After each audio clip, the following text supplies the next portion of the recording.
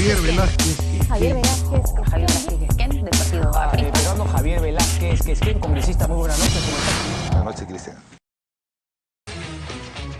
Ha votado a favor 117 congresistas, 0 en contra, 0 abstención.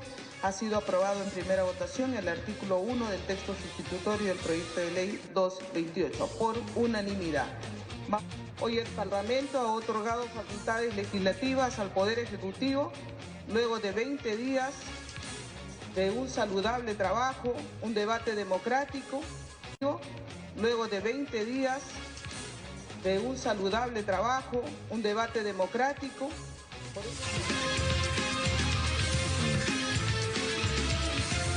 Vamos a iniciar el enfoque de los sábados, naturalmente conversando sobre las relaciones entre el Congreso y el Ejecutivo.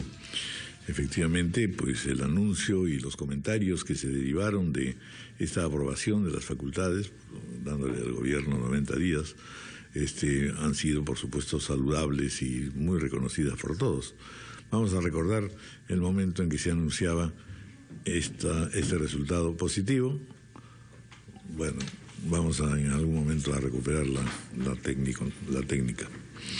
Están con nosotros el señor Carlos Brus, vocero de la bancada Peruanos por el Cambio, Marisol Espinosa de la bancada Alianza por el Progreso, y va a estar el señor Marco Arana en algún momento, está en camino, y Javier Velázquez Quesquén es premier y vocero de la bancada del APRA. Miguel Torres Morales estará con nosotros, presidente de la Comisión de Constitución, al habla telefónicamente.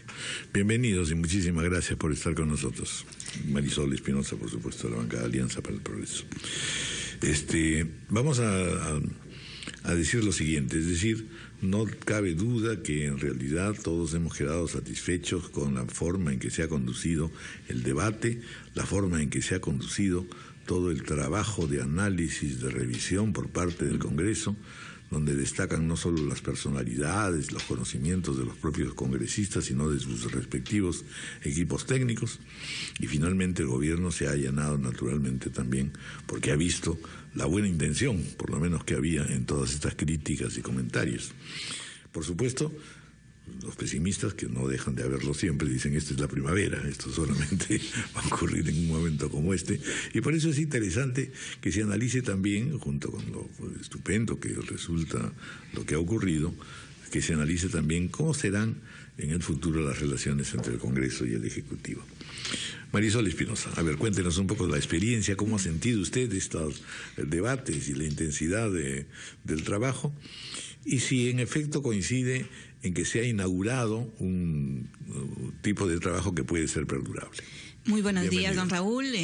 Permítanme saludarle y desearle un bonito día del periodista y a través de su persona todo el equipo de RPP y todos los periodistas que trabajan en este país para hacer un país diferente.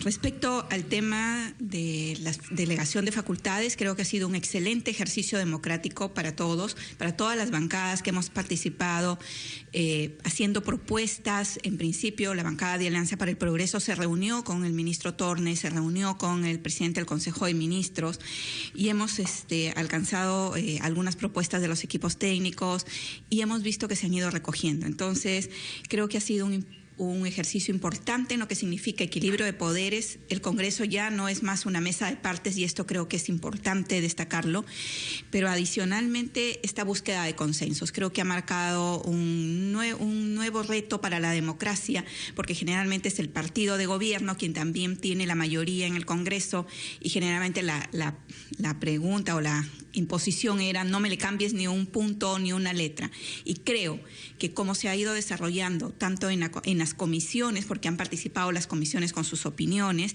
y después la Comisión de Constitución, que logró reunir todas las propuestas de las diferentes comisiones, vivienda, energía y minas, seguridad, defensa.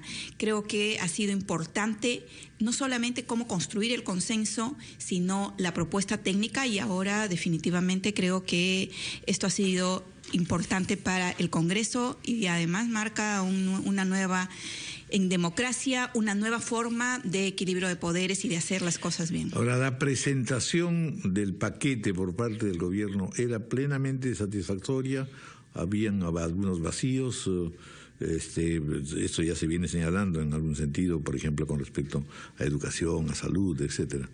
Naturalmente hablamos de un paquete que de por sí ya era vasto. Definitivamente que fue un paquete que no debió ser presentado en bloque, que hubiera ayudado mucho, con más agilidad, a pesar que el Congreso lo ha hecho con la mayor agilidad posible.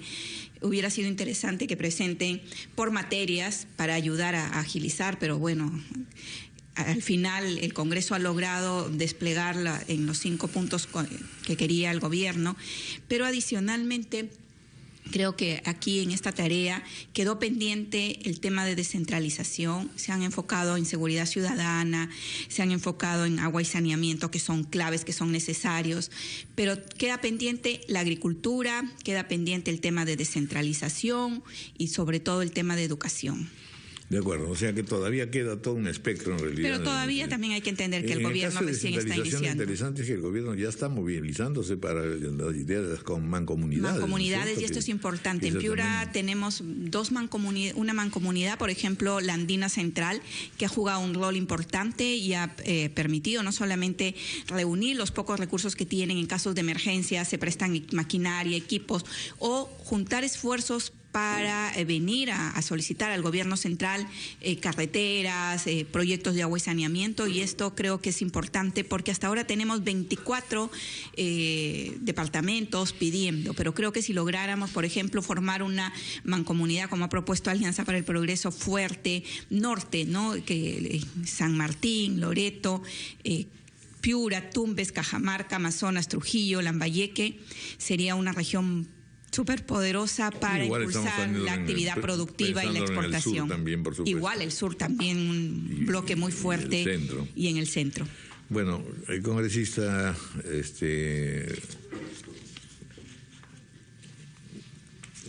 todavía no vamos a entrar al oficialismo, por así decirlo. El congresista Javier Velázquez, que buenos días. A ver, aquí estamos ante una situación que resulta interesante si la vemos desde la perspectiva de los partidos políticos. Visto, digamos, todo lo que se ha alcanzado, el debate que ha ocurrido, ¿se ha desdibujado o no la personalidad de los grupos políticos? En realidad ha habido un tránsito de identificaciones, ¿no?, que uno se pregunta, bueno, a estas alturas, ¿cómo se van a ir distinguiendo luego los partidos políticos en el futuro de los meses que vienen y los años que vienen? ¿Conviene usted en ello o no? Lo que es que no ha habido un debate ideológico, ha habido un debate de materias programáticas, y aquí muchos de los partidos, el caso del APRA, adhiere a este modelo de desarrollo, creo que también Alianza para el Progreso, el Frente Amplio. Entonces, estas facultades y también la investidura misma respondieron a debates que no tienen que ver como objetivo central de posiciones ideológicas, sino ¿cómo hacemos para que el país vuelva por el cauce de su crecimiento sostenido, de su abatimiento sistemático de la pobreza, de la generación de empleo? Conclusión, llevar bienestar al país. Entonces, en este debate que yo creo, y a raíz de la pregunta que le hizo a Marisol, yo creo que estamos en un nuevo momento en el país. Por primera vez en las 4 elecciones democráticas y constitucionales, un gobierno conduce el país sin tener una mayoría parlamentaria, ya sea elegida en primera vuelta o con sus aliados, como ha sucedido con el presidente Toledo, como ha sucedido con Alan García y con el presidente Humala. Entonces, se ha venido cuestionando a la clase política porque supuestamente no acompañaba el crecimiento, no acompañaba las grandes reformas que el país se imponía. Y también se ha venido desarrollando en estos últimos 20 días una visión apocalíptica, que ya como la oposición tenía mayoría, van a ponerle piedras en el camino, y la famosa figura del obstruccionismo. No ha habido nada más que eso, sino que el Parlamento ha entendido. Yo creo que en el tema de las materias, ¿quién prioriza las materias que van a poner en marcha para sacar adelante el país? El gobierno, pues. Entonces, nosotros en el debate hemos dicho, oiga, el Parlamento tiene que no puede abdicar de su facultad de control político y fiscalización, pero el Parlamento no le puede hacer la plana al gobierno. O sea, no puede decir, ¿sabes qué? Estoy en desacuerdo en que disminuyas el 1% del IGB porque tu enfoque no es el correcto. No puede ser el correcto, pero por ese votó la mayoría de peruanos y eso legitima la pretensión. Entonces lo que hemos hecho es decir, bueno, vamos a ajustar tu paquete de medidas para efectos que no hagan exceso, hay que respetar los derechos fundamentales. Hay algunos fantasmas, como el caso de las empresas prestadoras de servicios de agua y saneamiento, que por el hecho de que se promuevan para los proyectos de inversión pública, alianzas públicas privadas, o sea, que los privados acompañen, algunos ideológicamente dicen, no, quieren privatizar las empresas privadas. Vamos a ponerle un candado. En el tema de Petroperú, la reorganización de Petroperú, que pasa por fortalecer el tema de los oleoductos, si no tiene sentido la refinería de Talara, entonces hay que poner ahí un candado diciendo que en ningún caso esto se va a privatizar. Entonces, cualquier fantasma ha sido disipado, y yo creo que ahora, como lo ha dicho bien ayer Zavala y anoche el presidente Kuczynski, es que le hemos dado las herramientas para que ellos pongan en marcha el plan de gobierno por el cual la mayoría de los peruanos votaron. Le queda al Parlamento el hacer la función de control político, fiscalizar y controlar, pero diré algo más. El ministro ha aprobado expectativas, en otras palabras. Así es. Nada. Todavía no hay resultados y también seríamos de verdad imprudentes o impacientes de pensar que a 60 días del gobierno pueden haber soluciones a problemas estructurales como el de la seguridad ciudadana y problemas de coyuntura como el tema de volver a los niveles de crecimiento que hemos tenido como tuvimos desde el 2006 al 2011.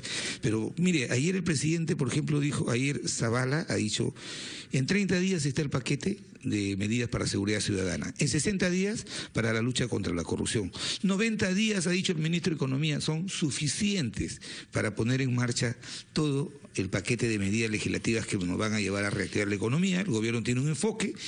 La mayoría de los economistas, ninguno ha escuchado decir que hay un efecto directo entre disminuir un 1% el IGB y reactivar la economía. Pero el ministro Torne, que es un reconocido economista, y el equipo de gente que conduce el país dice, sí, si disminuimos 1% va a mejorar el consumo, el ahorro, al disminuir los tributos va a estimular esos segmentos del consumo y el ahorro y por ende va a haber una reactivación de la economía. Entonces, háganlo. Eso está por confirmarse. Por eso, háganlo y el Parlamento mantendrá evidentemente su función de control político. Si hubiera habido un debate de propuestas, por ejemplo, como lo de Frente Amplio, que fíjense, votaron contra el inciso 1, o sea, no están de acuerdo contra el modelo económico.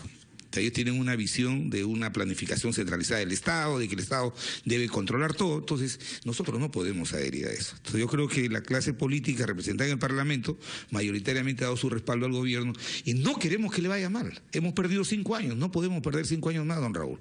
Es necesario devolverle la esperanza al país y hay que tener la esperanza también de que este equipo de gobierno van a hacer bien las cosas y al llegar al bicentenario yo creo que el país ya habrá abandonado ese fantasma de volver a ser un país pobre, ¿no?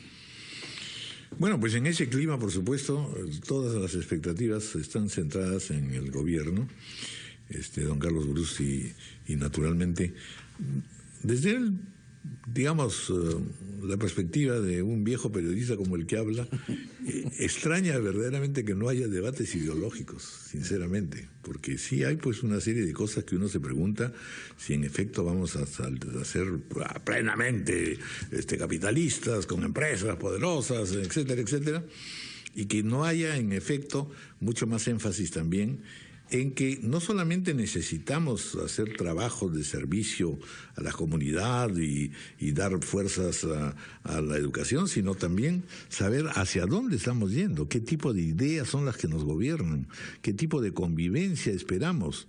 Es decir, algo que tiene efectivamente trascendencia desde el punto de vista ideológico. ¿Cómo identificarlos? Bueno, Ronald, antes que nada, feliz día al estudio a todos los periodistas del Perú. Y claro, lo que pasa es que en el Perú creo que hemos evolucionado en el sentido de que lo que quiere la población es tener una mejor calidad de vida, es tener la plata suficiente para educar a tus hijos, un servicio de salud que les permita curarlos, un sistema de educación que les permita... Claro, porque son las eternas carencias en realidad. Conseguir trabajo, efectivamente. ¿Qué quiere un muchacho que está egresando a la universidad? Poder conseguir un empleo para el cual él estudió, no terminar de taxista y resulta que se graduó de abogado o de economista. Entonces, ¿cuál es la ideología ahí?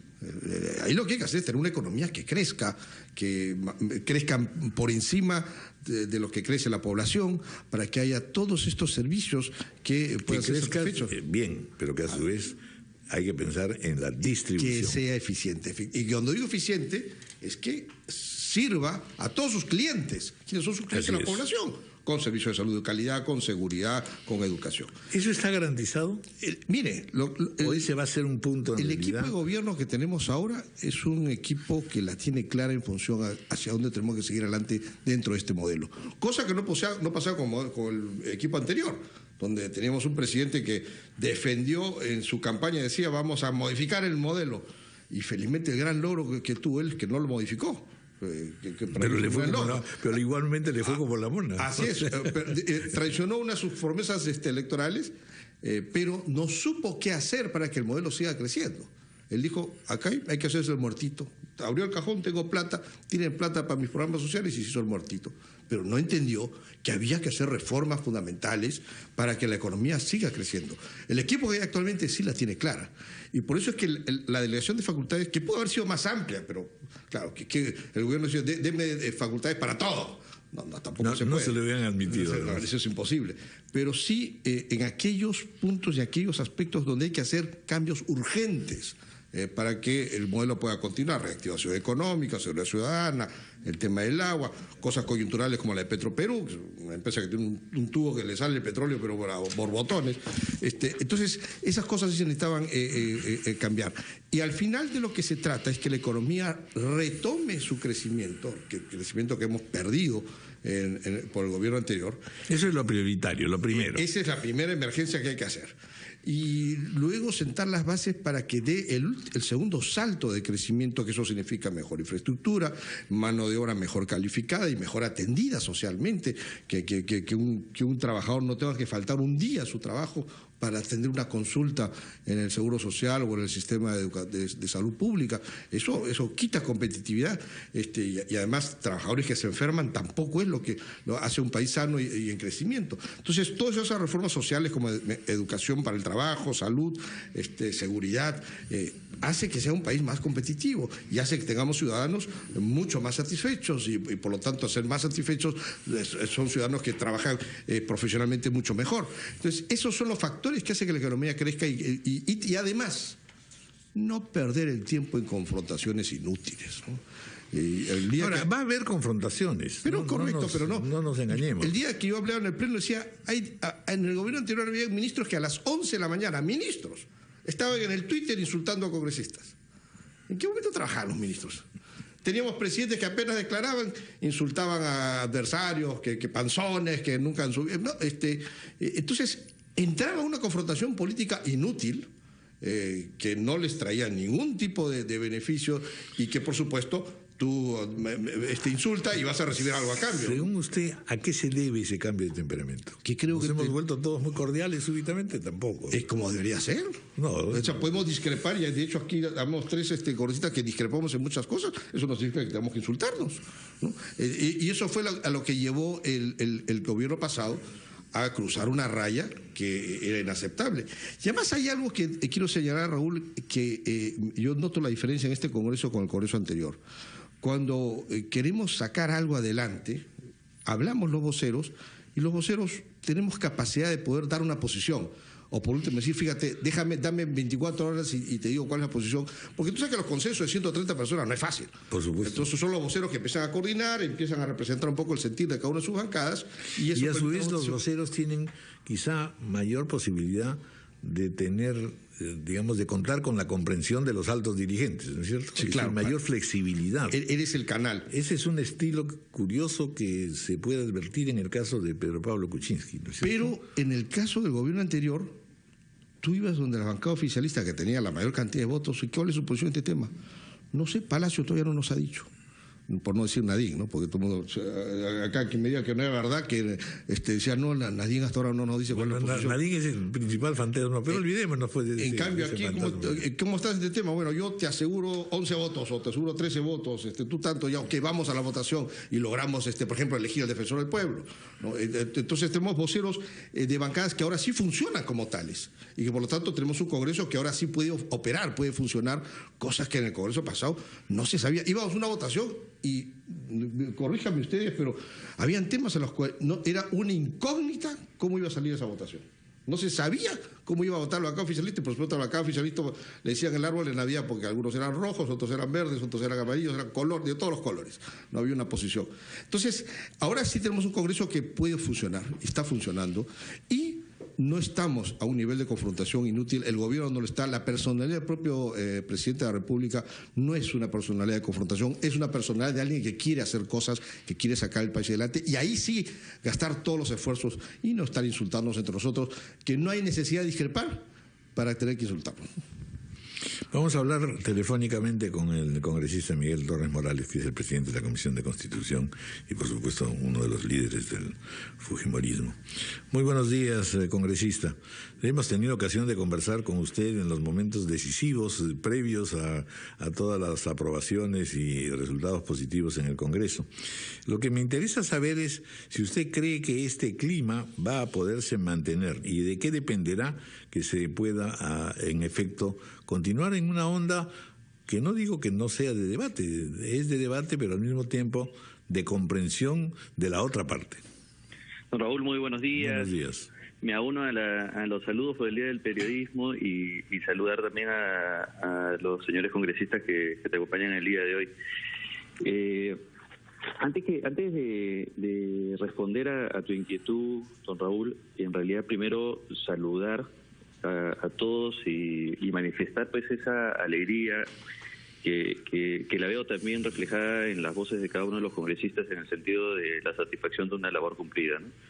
Y cuando menciono esto me refiero exactamente a todo el Congreso, a las distintas bancadas, yo creo que a la totalidad de bancadas y también a los equipos técnicos que han estado detrás de toda esta elaboración de dictámenes y de proyecto final.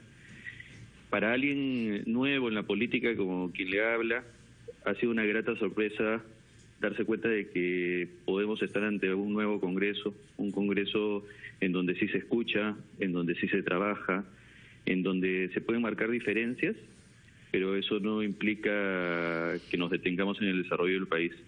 Lo más importante aún, darme cuenta de lo valioso que es que el Congreso tenga, sí, gente nueva, pero también, y hay que rescatarlo y decirlo con voz fuerte, ¿no? La importancia de tener gente con experiencia. La participación de los 3 congresistas que hoy día te acompañan, y también, tengo que decirlo, de los voceros de Fuerza Popular como Luis Galarreta, Lourdes Alcorta, ha dado una cuota de experiencia muy alta que ha permitido tener el día de hoy el resultado que tenemos. Una delegación de facultades que no ha sido entregada tal y como lo presentó el Ejecutivo, sino que tiene más de una veintena de ajustes y que nos avisoran, y ahora sí contestando su pregunta, don Raúl, que yo creo que sí se puede trabajar de esta manera. La población tiene que comprender que no es que todos nos hemos alineado y que tenemos una misma visión o un mismo programa, no. Lo que nos hemos alineado es en los aspectos o los objetivos que quiere el Perú. Las formas como podemos llegar a ellos, cada grupo político tiene una forma distinta de pensarlo. Pero estoy convencido, y ahora habiendo sido testigo de excepción de todo este debate, que sí se puede llegar a un debate alturado, que sí se puede llegar al intercambio de ideas, y que si una parte está dispuesta a escuchar y la otra está dispuesta a hacer críticas constructivas, este ambiente puede mantenerse durante mucho tiempo sin que ello implique que va a dejar de haber oposición.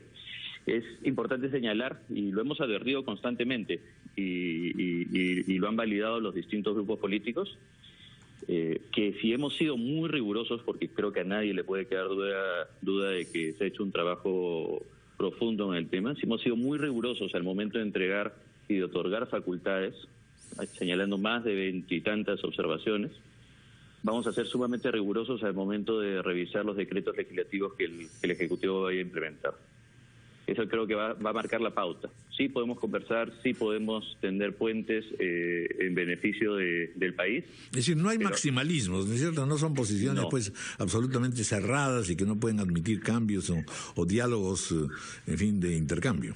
En efecto, yo creo que por un lado nos hemos dado cuenta que el Ejecutivo ha estado escuchando y yo humildemente ya lo advertía cuando presentaron de por sí el proyecto de ley, porque veía que, por ejemplo, habían incluido el tema de MIPES de una manera tan importante como Fuerza Popular lo había planteado durante el proceso electoral. Y también vi un ánimo de escucha constante ya en el momento de hacer los ajustes. Pero yo creo que también, por el otro lado, el oficialismo podrá confirmarlo o no, creo que también se han dado cuenta de que Fuerza Popular no tenía el ánimo obstruccionista, y yo creo que en realidad todos los grupos parlamentarios del día de hoy no lo tienen, y que más bien estamos en una posición de crítica constructiva, ¿no? Entonces, mientras sepamos reconocer que por un lado están escuchando y que por el otro lado se está haciendo crítica constructiva, creo que lo que depare para el país es sumamente bueno. Muy bien. Bueno, pues vamos a hacer una pausa. No corte usted para poder continuar luego en una segunda ronda. Muchas gracias, Miguel. 9:31, hacemos la pausa. La ronda ha sido particularmente constructiva. Sí me interesaría saber algunas cosas más o menos puntuales. Por lo pronto, ha habido un debate muy intenso con respecto a la estrategia económica. Y no es que, ya lo ha mencionado don Velázquez Gesquén, que en realidad pues ahí se ha concedido a ver si te resulta lo del IGB. Tampoco estamos como para aventuras, ¿no?, en ese terreno. Es decir, en economía, ¿cuáles son las divergencias o diferencias que se pueden tener, las sospechas de que las cosas no marchen, por un lado? Y por otra parte, vuelvo a insistir en que si tenemos o no un modelo en el que resulte particularmente favorecido, no obstante su amplitud de propósitos sociales, esté francamente favorecido el sector plutocrático o el sector de las grandes empresas o el sector agroexportador, en fin, no sé. A ver, Marisol Espinosa.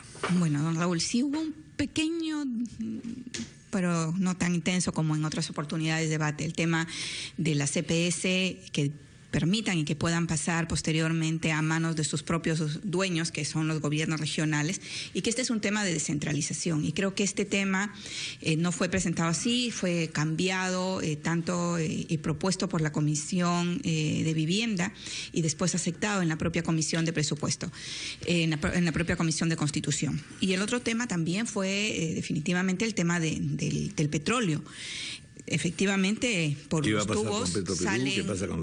tubos salen a borbotones, pero lo que el propio ministro Tamayo ha señalado en la Comisión de Energía y Minas es que el 95% de los derrames que se producen son productos del sabotaje. Y ante esto nos implica una gran preocupación. El tema de Petroperú. Para Petroperú se preparó un estudio pagado por Wood Mackenzie, una empresa internacional, que además del costo de este estudio, que es bastante caro, se asignaron 19 millones para todo lo que significaba reorganización de Petroperú. Después de 9 meses nos vuelven a decir que quieren facultades para volver a reorganizar Petroperú. Entonces creo que aquí hay una respuesta que primero tienen que darnos cuál fue el resultado del estudio Mackenzie y Deloitte, que el Estado peruano, que todos los peruanos hemos pagado para el tema de Petroperú. Se puso en marcha una reorganización. Esta reorganización estuvo en manos de un militar.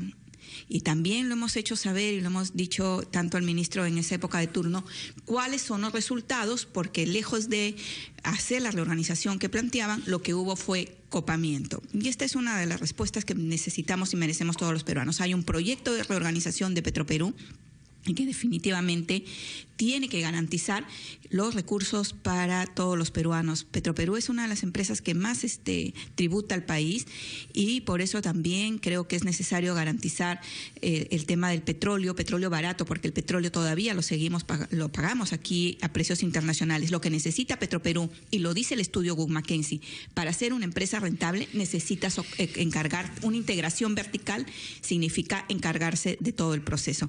Pero al margen de esto, no hubo más debate. Ahora el balón ya está en manos del gobierno, tiene 90 días para poner en marcha. Ya el ministro ha señalado que tiene que ya los proyectos los tienen, incluso la reglamentación, y esto es importante para acelerar, sobre todo en el tema de seguridad ciudadana. Pero al margen de esto, la preocupación en Alianza para el Progreso fue, por ejemplo, por el tema de las MIPES. Se habla de un nuevo sistema tributario y esperamos que este sistema tributario le dé la mano a los emprendedores, apoyándolo, no subsidiando, no dando dádivas, sino apoyando todo el proceso de formalización, pero apoyándolos, no persiguiendo. Aquí en este país, el que abre su peluquería a menos de 15 días ya tiene a la SUNAT con el letrerito que le cerró porque no dio el comprobante de pago. Cortándose el pelo. Ni siquiera está cortándose el cabello, pero ni siquiera les da la oportunidad de capacitarse y de decirle, por lo menos tú tienes este plazo para ayudarle con el tema de tributación. Para hacer una declaración jurada necesitas de contador y abogados, hasta un estudio de abogados para hacer tu declaración jurada y no terminar como delincuente tributario. Estas son las cosas que tienen que cambiar. Entender que la cultura del emprendedor, que es este país, un país informal con el 80%, necesita acompañamiento de una SUNAT que le acompañe, no una SUNAT que lo persiga, no una SUNAT que le embargue su capital de trabajo. Muy bien, a propósito justamente de Petroperú, hemos recibido esta información que al parecer los fiscales libres, que están libres, ellos estaban retenidos por las comunidades de Saramuro y Saramurillo en la región Loreto, como parte de la huelga indefinida que acatan desde hace 30 días por los constantes derrames de petróleo. Al momento de su escape lograron sacar a un policía y un abogado de Petroperú. Al parecer esto se produjo en la madrugada. Ellos acaban de llegar a Nauta y están bien, y en cualquier momento tendremos más información. Congresista Velázquez Quesquén, me gustaría mucho poder centrar concretamente las expectativas en lo que se refiere a seguridad ciudadana. No puede dejar de considerarse que efectivamente estamos ante un ministro lleno de voluntad y en algunos puntos polémico, pero al mismo tiempo crea una inquietud saber si en efecto esto de lanzarse contra la policía o con los sectores corruptos de la policía no conlleva también algún factor de preocupación. En otras palabras, no es una tarea sencilla, y no es una tarea sencilla empezar creándose resistencias, porque aquí de alguna manera las fuerzas policiales con todos sus defectos son un sostén fundamental a los efectos de una lucha contra el narcotráfico y contra la inseguridad ciudadana. En relación a este punto de vista, las medidas de seguridad ciudadana, yo he venido teniendo de repente una voz solitaria diciendo de que desde el año 89, en que el gobierno del presidente García integró los tres institutos, la Policía de la Republicana, la Policía de Investigaciones y la Guardia Civil en una sola Policía Nacional, se han dado 12 reorganizaciones en la policía. Y creo que lo que el Perú necesita es una Policía Nacional del Estado peruano y no una policía de cada gobierno. Buena voluntad puede tener el ministro Asombrío y nadie le puede de ninguna manera escamotear las buenas intenciones que tiene, pero también el presidente Humala pidió facultades delegadas e hizo un diseño de una policía que ahora la cuestiona. Que siempre significa cortes de cabeza. Exactamente. Entonces se denunció, yo creo que se inicia la gestión denunciando un escuadrón de la muerte y luego termina reducido a ser un grupo irregular, ese es el término, un grupo irregular de policías, que siempre en toda institución hay malos elementos, pero no es la generalidad. Segundo, se ha denunciado el tema de la compra de los patrulleros. Yo escucho la respuesta de un exministro y le dice, oiga, pero si los que han comprado los patrulleros son los que él los tiene ahorita, al director general de la policía y a los principales generales los tiene trabajando con él. Entonces, ¿cómo él cuestiona una compra que la han materializado los generales que están en su entorno? Y a eso venía mi reflexión. Tenemos que tener la seriedad de construir una policía nacional de los peruanos, del Estado peruano. ¿Qué es una policía nacional a estas alturas? Es una, y ahí también quiero hacer una reflexión. Todos creemos que reorganizando la policía se resuelve el problema del delito callejero y del crimen organizado. Hay que tener un enfoque.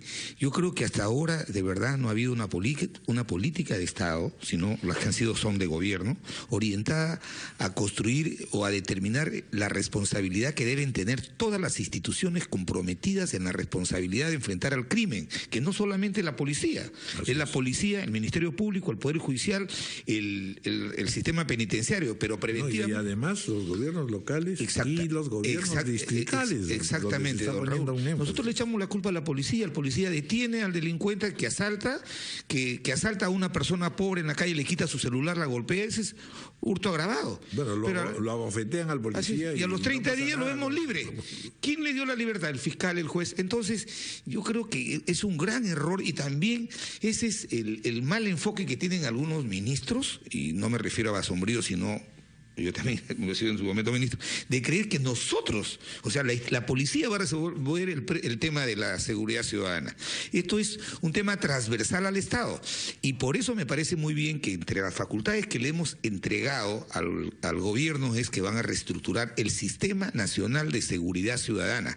Primero, aquí tiene que ver cuál es el rol que va a cumplir el jefe de Estado. El único que puede sentar en una mesa, primus inter pares, para decir que cada uno asuma su responsabilidad, es el jefe de Estado, porque él sí puede llamar al Poder Judicial, al Ministerio Público, a la policía. Ahora, eso siempre se ha intentado y fue uno de los grandes eslogans del anterior mandatario, ¿no es cierto? Y de las grandes frustraciones también. Pero de hecho, claro, el problema es ese, es decir, el jefe de Estado tendría que reunir para todo a todos. No, entonces yo me refiero... No tiene el tiempo suficiente para trabajar solo sobre el tema de seguridad. No estoy hablando, don Raúl, de una visión solamente formal de que el presidente dirija esta comisión, sino si hay la decisión política del jefe de Estado, de sentar al Poder Judicial, al Ministerio Público, a la policía, inclusive.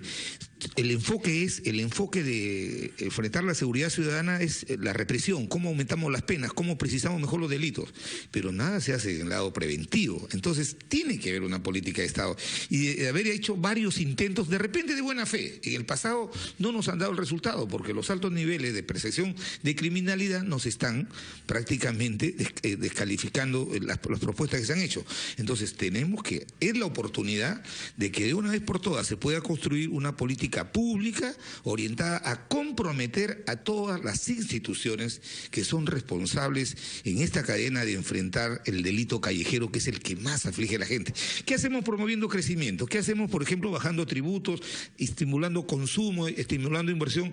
Si al modesto ciudadano en la puerta de su casa lo van a asaltar, le van a robar su celular o van a robar... La violencia contra las mujeres. Exactamente, la violencia contra las mujeres, el feminicidio, todas estas cosas. Entonces, este es un tema importante y por eso creo que las facultades que le hemos entregado, una de ellas también que tiene que ver con la unidad de inteligencia financiera, garantizando que no se afecten los derechos fundamentales, va en ese camino. A pesar de los tropezones iniciales que ha tenido el ministro Basombrío, yo creo que hay que apoyarle en todas las medidas orientadas a fortalecer la Policía Nacional, pero no ponerla en el eje o en el cuadro del nivel de responsabilidades como la que va a resolver el tema de la seguridad ciudadana, sino son una cadena de instituciones que tienen que asumir sus compromisos en sus niveles y su responsabilidad.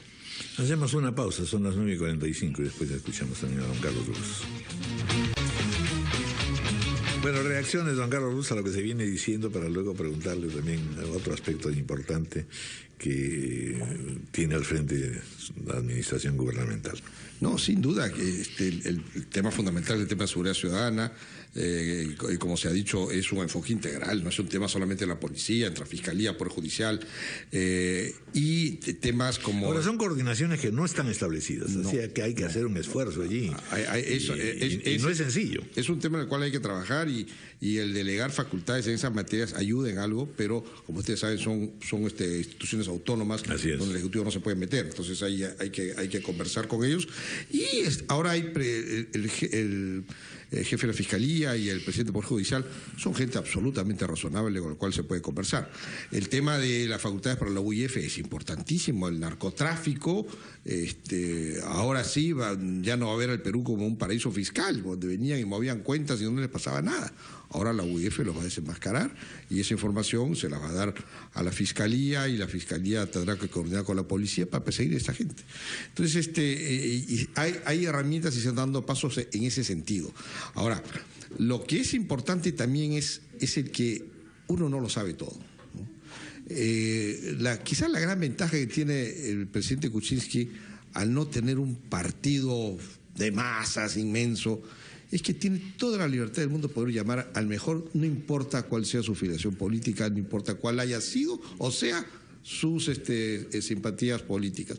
Claro, lo han acusado de eso también. Oye, ha habido repartija porque hay una persona que una vez estuvo con el fujimorismo, ahora es jefe de la SUNAT. No, además porque tiene una manera de decir las cosas, ¿no es cierto? Un trochito de esto, tiene todo un carácter curiosísimo. Sí. ¿No? Que cae bien, sin duda, pero también lleva a la pregunta de decir hasta qué punto eso está... Lo que pasa es que después de 5 años de haber tenido un presidente que sonreía con dificultad, tener ahora un presidente que nos levante el ánimo a todos. Hasta baila. Hasta es gracioso. Cuando uno ve el noticiero, uno pone el volumen para salir de la casa un poco contento.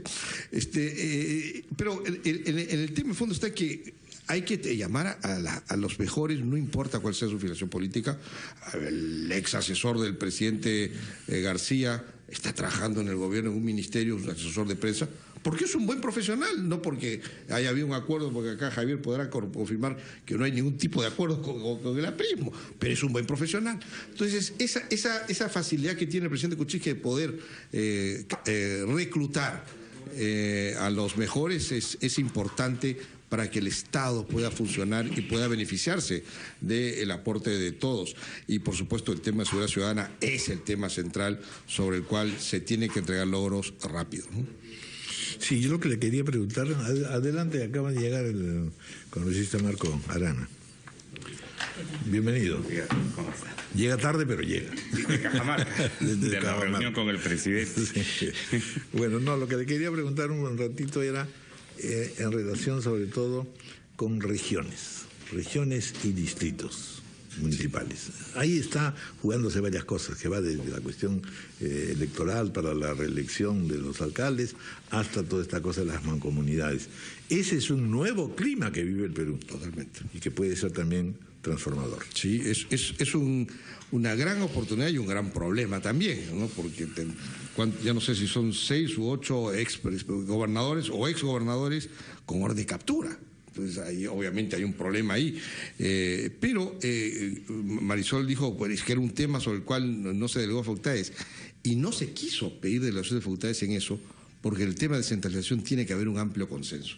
Nadie puede salir a decir, no, déjame a mí, yo solito voy a legislar sobre ese tema. No, un momentito.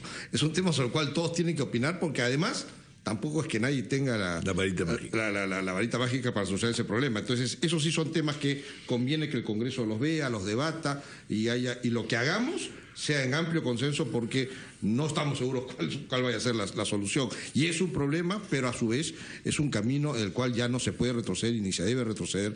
El gobierno tiene un estilo distinto de que los ministros tienen el mandato del presidente de que todas las semanas tienen que ir a viajar a las regiones, y quienes han sido ministros de Estado saben perfectamente que a veces cuando uno llega a una región hay problemas tontos que no se resuelven porque nadie toma una decisión, y un ministro tiene el poder de tomar una decisión y resolver problemas en cada una de esas localidades. Muy bien.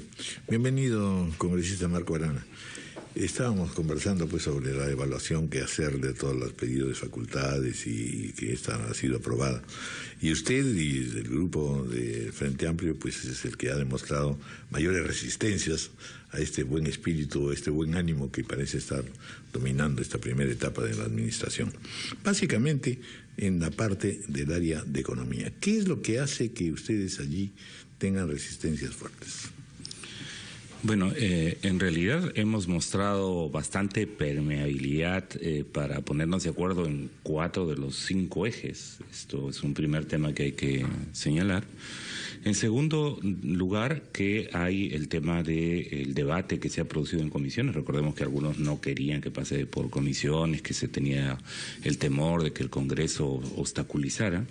Y en tercer lugar, en materia económica, efectivamente, bueno, la ciudadanía conoce que nosotros somos críticos de la manera como se viene organizando la economía, que nos ha llevado al frenazo económico en el que estamos. Se puso toda la apuesta en materia de exportación, básicamente de minerales y agroexportación.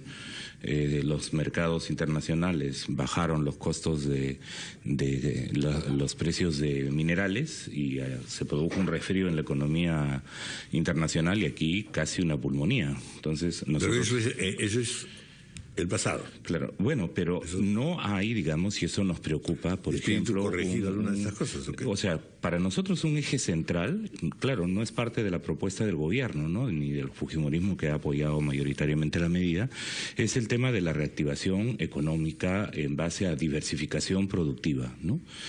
Por ejemplo, sabemos que se han perdido más de 40.000 puestos de trabajo solo en la industria textil, y el tema, por ejemplo, de las medidas antidumping que existe en la normativa, el Indecopi vive de espaldas al tema, hay un nivel de desempleo grave en el sector. El presidente acaba de volver de la China, esto efectivamente saludamos que puedan haber algunos acuerdos comerciales, pero se ha dicho algo sobre los precios de sus productos que entran sabemos con precios dumping que están afectando fuertemente nuestra industria textil.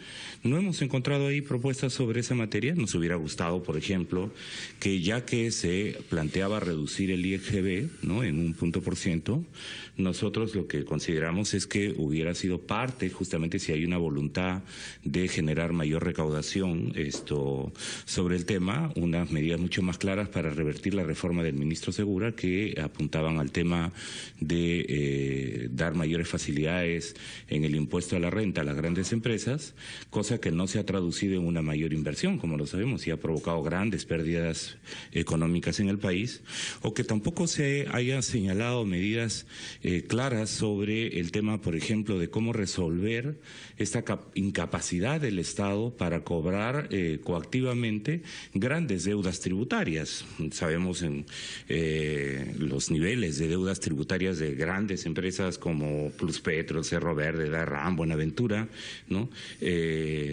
Telefónica, LAN Perú, Claro, no han judicializado sus deudas tributarias. Y sobre esto, si se necesita recaudar más, ¿qué capacidad o qué iniciativas hubieran sido necesarias de parte del gobierno en este pedido de facultades legislativas? Dar una señal de que se va a tener un criterio de justicia y de racionalidad en materia tributaria con quienes son los grandes evasores de impuestos, o el sesgo además privatizador que está manifiesto en las APPs, que nos parece que deberíamos mirar con cuidado. He quedado preocupado, lo voy a preguntar a través de las comisiones correspondientes sobre las declaraciones del presidente ayer en Cajamarca, donde señala que, por ejemplo, en materia de agua y saneamiento, sus medidas no van a ser populares. En la delegación de facultades legislativas se ha señalado que el espíritu no es privatizar el agua. Cuando ayer el presidente en Cajamarca señala que las medidas no van a ser populares y pueden no gustarle a la gente, van a ir más allá de las atribuciones que se les ha dado en materia de delegación de facultades en una especie de privatización encubierta del agua. Esperamos que no, ¿verdad? Y entonces el Congreso tendrá que cumplir su rol de fiscalización política, ¿no? De acuerdo, lamentablemente el tiempo nos gana como para poder seguir conversando con usted y con todo el conjunto de invitados.